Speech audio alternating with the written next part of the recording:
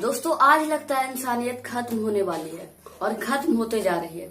दोस्तों जो एक सरकार एक दूसरे सरकार को ये कहकर भेजती थी कि आपके सरकार में करप्शन ज्यादा है, भ्रष्टाचार बढ़ रहे हैं, जुर्म बढ़ रहे हैं, महिलाओं के खिलाफ, दलितों के खिलाफ अत्याचार बढ़ रहे हैं, वो सरकारें आज कहाँ गई और वो सरकार आज खुद इस घेरे में फंस चुकी है।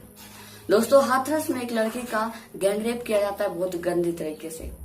उसके बाद यहाँ तक चलिए मानते हैं नॉर्मल की हर किसी के साथ होता है, लेकिन उसके बाद जो होता है दोस्तों ये चौंका देने वाली बातें हैं। दोस्तों उसको गैंगरेप के साथ उसको मारा जाता है, पीटा जाता है और इतना पीटा जाता है कि उसकी रीढ़ की हड्डी टूट जाती है, उसकी जीभ जो है वो काट दी जाती है और उसको गंदे तरीके से पीटा जाता है। उसके बाद दोस्तों उसको मरने के लिए छोड़ दिया जाता है। किसी तरह उसको घर से दोस्तों पहुंचाया जाता है हॉस्पिटल जाते ही दोस्तों उस लड़की अपनी लाइफ के लिए संघर्ष करती है और लगभग दोस्तों 14 दिन के बाद वो अपनी लाइफ से हार मान जाती है और लड़ते लड़ते अपने प्राण बिस्तर पे त्याग देती है। और उसके बाद जो होता है दोस्तों वो यूपी पुलिस की सारी सच्चाई, यूपी सरकार की सारी सच्चाई जो है वो आपके सामने खोल कर रख देगा और चौंका देगी कि क्या ऐसा भी हमारी सरकारें हो सकती है, क्या हमारी पुलिस इस हद तक गिर सकती है, क्या बताते हैं क्या। लेकिन दोस्तों उसके बाद क्या हुआ, उसके मरने के बाद पोस्टमार्टम किया गया और उसके बाद उसके बॉडी को उसके फैमिली को नहीं दिया गया और बल्कि देर रात गए दोस्तों उसकी बॉडी को जला दिया गया एक ओपन फील्ड में जाकर। क्या इंसानियत बची और वो परिवार कितना बदनसीब रहा जो अपनी ही बहन की, अपनी ही बेटी की शव को नहीं जला पाया, अपनी ही बेटी की अंतिम यात्रा नहीं निकाल पाया, अंतिम दर्शन नहीं कर पाया। क्या वो परिवार रहा। दोस्तों आज मैं नरेंद्र मोदी जी की उस वादे के बारे में भी बताऊंगा जो वो 2014 से पहले कहते थे कि मैं पार्लियामेंट से सारे क्रिमिनल को बाहर करवा दूंगा और जो महिलाओं के खिलाफ अत्याचार, दलितों के खिलाफ अत्याचार हो रहा है उसको मैं कम करवाऊंगा। और कहाँ गई जब वो मायावती पे सीधा निशाना साधते थे 2017 में और उससे पहले कि हमारी सरकार देखिए कैसे सरकार, क्या कितनी क्राइम बढ़ गई है यूपी में, कैसे लोगों के पास लोगों के सामने अत्याचार किए जा रहे हैं। क्या कारण है कि उत्तर प्रदेश की माँ बेटी सलामत नहीं है, शाम को अकेली घर के बाहर निकल नहीं पाती है, क्या कारण। ये हालत उत्तर प्रदेश के सामान्य जीवन में आपने पैदा और दुर्भाग्य है ये सामाजिक बुराई से ज्यादा इस बुराई को आपकी पार्टी के नेताओं ने आश्रय देकर रखा है, गुंडाओं को बांध करके रखा है और उसी का कारण है कि उत्तर प्रदेश का यह हाल करके रखा है। जब चुनाव का नतीजा आएगा, नई सरकार बनेगी, नई सरकार के बाद ये जितने पार्लियामेंट के चुनाव लड़ने वाले लोग हैं जिन्होंने अपने फॉर्म भरे हैं उन फॉर्म में उन्होंने लिखा है किसने कितना गुनाह किया है, किस पर कितने केसेस चलते, सब है ना, आता है ना खबर में।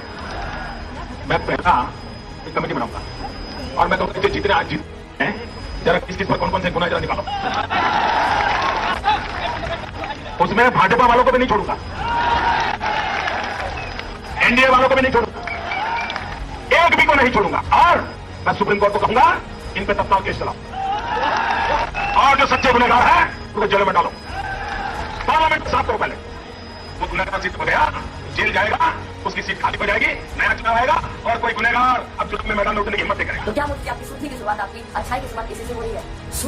आज इस वीडियो में दोस्तों मैं सारी सच्चाई इनकी खोल दूंगा और जो कहते हैं ना कि मैं भगवाधारी हूँ और भगवा के लिए जान देता हूँ, वो सारी का सच्चाई आज खुल ही जाएंगी दोस्तों। भगवा बचाने का प्रतीक है, मारने का नहीं। दोस्तों आज अगर इस वीडियो को देखने के बाद यूपी सरकार के लिए और यूपी पुलिस के लिए आक्रोश ना आ गए और सोचने पे आज मजबूर ना हो गए कि इंसानियत को किस तरह से खत्म किया जा रहा है, तो इस वीडियो को जरूर ही पहले डिसलाइक कीजिएगा। दोस्तों मैं इस वीडियो में आज कहानी बताने जा रहा हूँ उस पीड़िता के साथ क्या क्या हुआ, क्यों हुआ और पुलिस की किस हद तक पुलिस नीचे गिर गई। और दोस्तों इंसानियत की आज कद्र क्या है और इंसानियत किस तरह गिर गई ये भी मैं बताने वाला हूँ। दोस्तों लोगों ने इसे दूसरा निर्भया इंसिडेंट कह दिया, बाकी में उस तरह का हिला देने वाला केस था जो कि 2012 में हुआ था। दोस्तों चलिए पहले शुरुआत से जानते हैं कि एक्चुअली हुआ क्या था। दोस्तों ये कहानी शुरू होती है 14 सितंबर से यानी कि 2020 में। दोस्तों एक दलित महिला लड़की जो होती है वो अपनी माँ के साथ चारा काटने जाती है खेत में।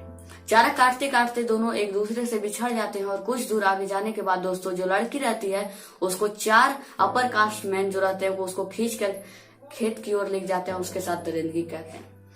उसकी वो अपनी हवस मिटाते हैं और जब हवस ना मिटती है तब उससे भी ना काम चलती है दोस्तों, तो वो लोग क्या करते हैं उस लड़की के लिए उस लड़की को मारते हैं। इतनी बुरी तरीके से पीटते हैं कि उनके रीढ़ की हड्डी टूट जाती है, उसकी टंग को दोस्तों काटा जाता है, उसको बुरी तरीके से पीटा जाता है दोस्तों, और उसको मरने के लिए छोड़ दिया जाता है। और किसी तरह दोस्तों उसको हॉस्पिटल लाया जाता है। हॉस्पिटल में वो अपने लाइफ के लिए संघर्ष करती है, स्ट्रगल करती है। और दोस्तों स्ट्रगल करते करते 14 दिन बाद उसकी मृत्यु हो जाती है। अब दोस्तों ये तो सिर्फ एक नॉर्मल रेप केस लग रहा होगा आपके, लेकिन अब जो यूपी पुलिस की जो दरिंदगी और जो दबदबा आपको बताऊंगा ये आपको सुनने और हैरान कर देगी कि क्या सरकार हमारे साथ हमारे लोगों के साथ कर रही है। और उसके बाद भी दोस्तों विक्टिम के ब्रदर्स ने ऐसा कहा है कि पहले 10 दिन तक कोई अरेस्टिंग नहीं हुई, जब इनकी मृत्यु हुई तब अरेस्टिंग और एक्शन लिया गया। पहले तो दोस्तों इसको एक फेक न्यूज बताया गया, इस पे कोई कार्रवाई नहीं की गई, लोग ये मानने को तैयार नहीं थे कि ये एक रेप केस है। यूपी पुलिस और यूपी सरकार ऐसा क्यों कर रही थी अब वही जाने। स्टॉप अभी हमारी कहानी पूरी खत्म नहीं हुआ, अभी तो कहानी शुरू है, अभी तो सिर्फ ट्रेलर स्टार्ट हुआ है दोस्तों। उसके बाद क्या होता है, पोस्टमार्टम की जाती है और 30 सितंबर को सारी फॉर्मेलिटी कंप्लीट होने के बाद दोस्तों उस लड़की के शव को गांव लाया जाता है। गांव लाने के बाद उसके शव को उसके फैमिली को नहीं दिया जाता है अंतिम दर्शन करने के लिए, अंतिम यात्रा निकालने के लिए, अंतिम संस्कार करने के लिए, बल्कि दोस्तों एक खेत में लेकर जाकर पुलिस जो रहती है वो देर रात 2:30 यानी 2:30 बजे रात में दोस्तों जाकर अंतिम संस्कार कर देती है बिना परिवार के अनुमति लिए। दोस्तों आपको आर्टिकल में पता चल जाएगा, आप देख रहे होंगे स्क्रीनशॉट में किस तरह से परिवार वालों के खिलाफ जाकर ऐसा किया गया। और ये पुलिस खुद बता रहा है कि पुलिस वालों के मर्जी से हुआ है। कौन थे इस लड़की के परिजन जो आपको इजाजत दे दिए थे? दोस्तों इस गरीब आत्मा को इसकी फर्नल राइट नहीं मिल पाई, इसकी जो राइट होनी चाहिए दोस्तों वो नहीं दी गई।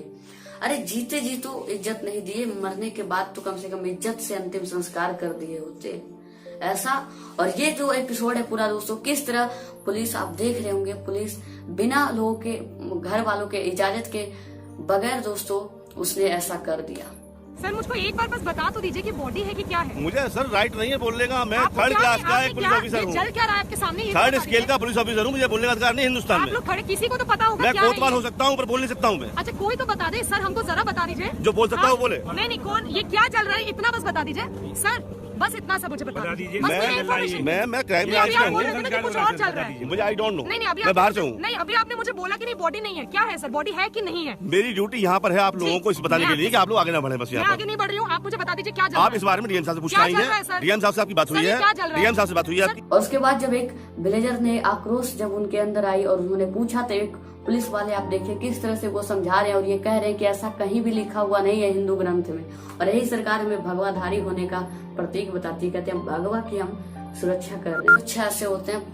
पहले नंबर बात तो ये लोग ढोंगी है, एक शब्द भी धार्मिक ना तो जानते हैं और ना ही एक पॉलिटिकल लीडर की तरह खड़ा रहते हैं, एक क्रिमिनल है, इस बात को समझिए। और दोस्तों ये पूरी एपिसोड बताती है कि किस तरह आज सिस्टम की मोरली डेड हो गई है, किस तरह हमारी पुलिस काम कर रही है, क्या सिस्टम बची है या वो भी चली गई। 2-2:30 बजे रात को दोस्तों बिना परिजन के इजाजत के दोस्तों उनके परिजन को देखने नहीं दिया गया, उनके सब के आसपास भटकने नहीं दिया गया, उनको उनके ही घर में बंद कर दिया गया दोस्तों। और फिर भी आज कहते हैं डेमोक्रेसी जिंदा है, लोगों के हक से ये देश चलता है। तो मुझे लगता है ये सबसे बड़ी झूठ चल रही है यूपी में, हमारे देश में।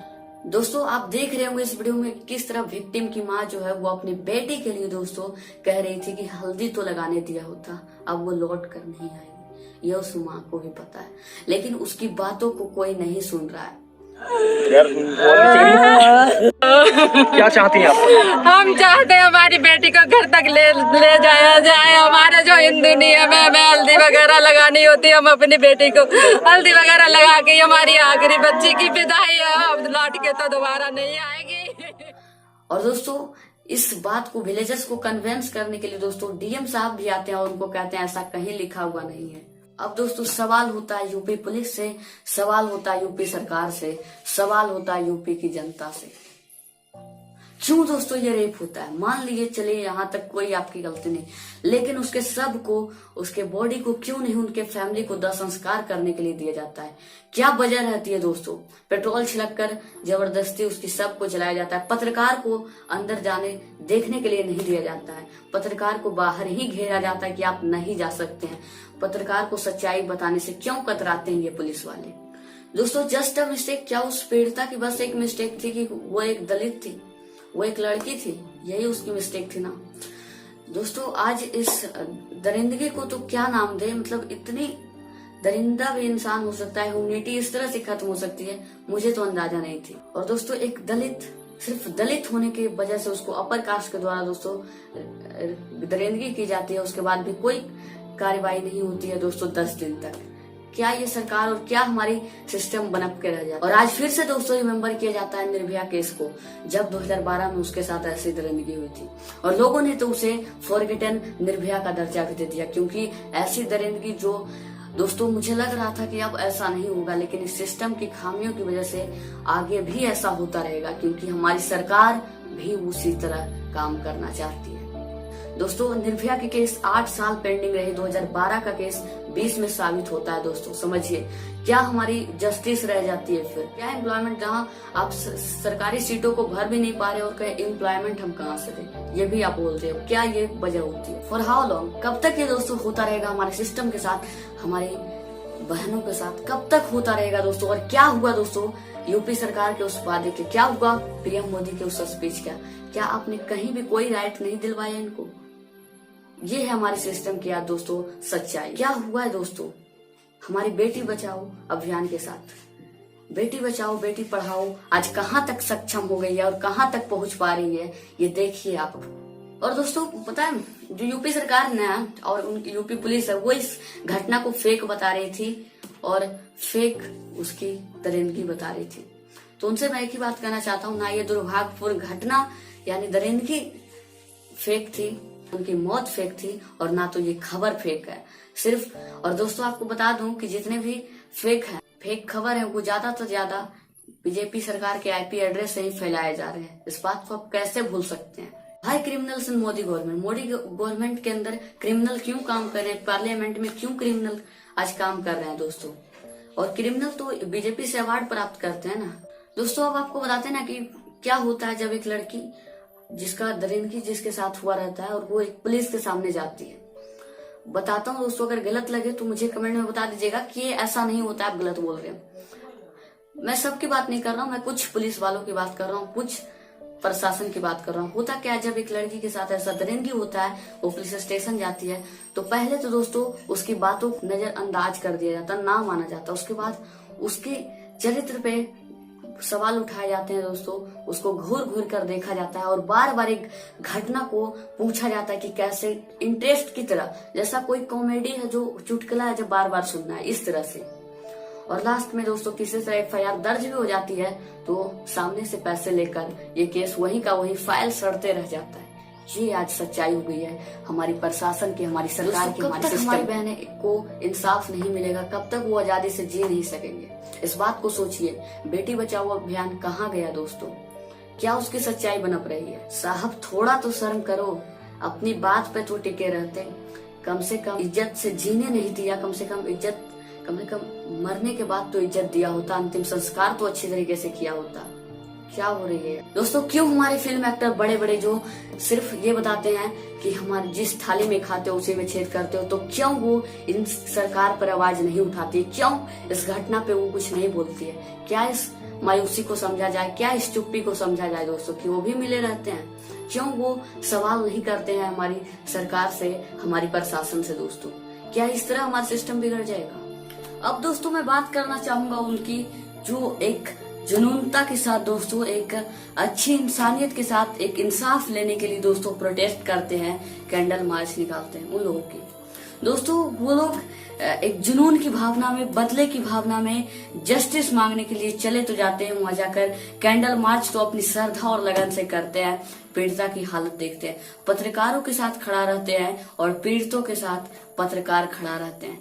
लेकिन कुछ ही दिन बाद दोस्तों ये कैंडल मार्च निकलता है और कुछ दिन बाद कैंडल मार्च निकलने के बाद ये पूरा जो लोग है, जो प्रोटेस्ट है, ये शांत पड़ जाता है। मैं ऐसा नहीं कर रहा हूँ कि प्रोटेस्ट को जारी रखो, बट जो गलत किया उसको गलत कहने की आवाज भी बुलंद होनी चाहिए। जब सत्ता की ताकत बढ़ जाए तो आवाज बुलंद करनी पड़ती है और हमें वही करनी चाहिए दोस्तों। ये कुछ दिन के बाद ये शांत हो जाता है और फिर वही लोग, फिर वही सरकार, फिर वही प्रशासन आ जाती है और फिर से वही कांड। यही होता है दोस्तों, आज यही है सच्चाई। और हम फिर से उन्हीं को वोट देते हैं जो हमारे लिए काम ना करके अपनी सत्ता की रोटी सेकते हैं दोस्तों। ये आज कंडीशन है हमारे भारत की, हमारे यूपी सरकार की, और इनफैक्ट पूरे भारत में ऐसा कंडीशन है दोस्तों। हम ऐसे टॉपिक पे क्यों नहीं हमारे देश बातचीत करना चाहता है?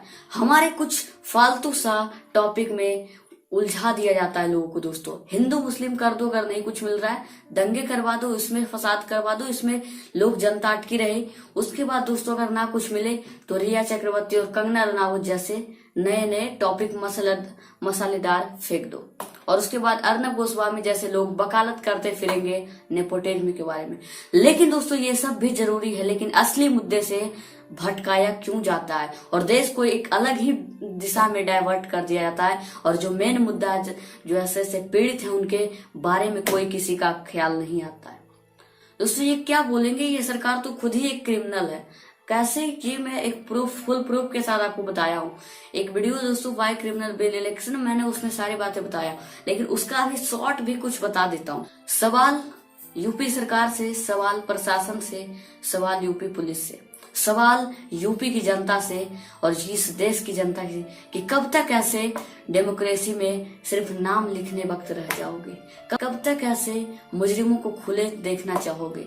कब तक ऐसे ही देखते रहोगे अपने घर की बेटियों के साथ? ऐसा कब तक आप झेलोगे इस समय को? और कुछ महिलाएं होंगी जो इस वीडियो को, या इनफैक्ट इस टाइप की जो भी वीडियो है, चाहे वो मेरा ना भी हो, तो वो देखकर ये सोच रहे होंगे कि ये तो दलित के साथ हुआ है, हमारे साथ कोई नहीं है। लेकिन बारी सबकी आती है। दलित और हिंदू मुस्लिम का ये झगड़ा नहीं है, ये एक इंसानियत की लड़ाई है दोस्तों, जिसमें हमें एक साथ रहना है और लड़ना है एक साथ। अगर दलित के साथ हो रहा है तो आज किसी और के साथ भी हो सकता है, इसलिए वक्त है अभी संभलने का। ये पुलिस का दबदबा, उसके सामने कोई जाति नहीं झेल पाता है दोस्तों। उसके सामने कोई जाति नहीं होती है, चाहे वो दलित हो या कोई और अपर कास्ट मैन। ये सब सोचिए, ये हर किसी के साथ हो सकता है, इसलिए हमें आवाज उठानी चाहिए, अपनी आवाज को बुलंद करनी चाहिए दोस्तों। यूपी असेंबली में सिर्फ दोस्तों 37% ऐसे एमएलए हैं जिनके ऊपर सीरियस क्रिमिनल केसेज हैं। बहुत सारे हैं, लेकिन फिर भी कोई कार्रवाई नहीं है।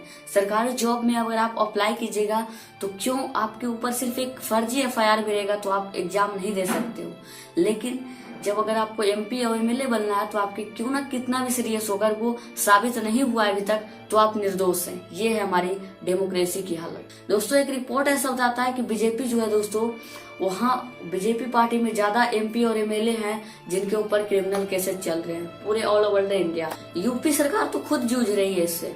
कितने केसेज हैं कि शायद गिनने में बहुत समय चल जाएगी। ये है हमारे देश की हालत दोस्तों, और आज हमें वैसे क्रिमिनल को दोस्तों हम अपना सीएम और पीएम एमएलए मान रहे हैं दोस्तों। मैं तो स्मृति ईरानी को ढूंढ रहा था कि क्यों ऐसे मुद्दे पे वो खामोश हो जाती है, और इनफैक्ट हर मुद्दे पे खामोश होते हैं। कुलदीप सेंगर पे वो कुछ क्यों नहीं बोलती है।